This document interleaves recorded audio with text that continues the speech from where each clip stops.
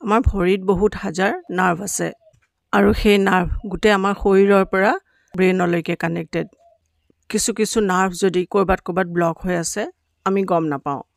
আমি গম পাওঁ যেতিয়া আমাৰ প্ৰব্লেমছবিলাক আৰম্ভ হয় যেতিয়া আমাৰ ক'ৰবাত ভৰিত বিষ সাইটিকা পেইন কঁকালৰ বিষ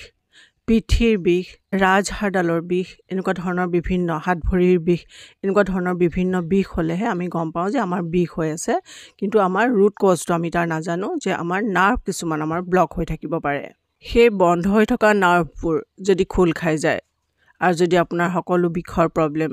আৰু কিবা প্ৰব্লেম ঠিক হৈ যায় তেতিয়াহ'লে কেনে হয় বাৰু আজি শ্বেয়াৰ কৰিম এনেকুৱা দুই এটা এনেকুৱা সহজ উপায় যিকেইটা ফ'ল' কৰিলে আপোনালোকে বহুত প্ৰব্লেমৰ পৰা আপোনালোকে ফ্ৰী হৈ যাব আপোনাৰ নাৰ্ভ ব্লকেজ অপেন হৈ যাব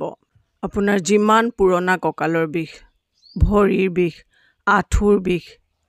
আপোনাৰ সাইটিকা পেইন বেকবোনৰ বিষ এই গোটেই প্ৰব্লেমবিলাকৰ কাৰণে সাংঘাতিক এফেক্টিভ এইটো কাম কৰিবলৈ একেবাৰে ইজি মাত্ৰ এসপ্তাহ এইটো কাম ফ'ল' কৰি চাওক প্ৰায় সকলো বিষতে আপুনি ৰিলিফ পাই যাব মই যিবিলাক ৰিমেডিজ কওঁ আপোনালোকক সকলো নেচাৰেল ৰিমেডিজ এলোপেথিক ৰিমেডিজবিলাকত কি হয় যেতিয়া আপুনি মেডিচিন ল'ব যেতিয়া আপুনি এলোপেথিক ট্ৰিটমেণ্ট কৰাব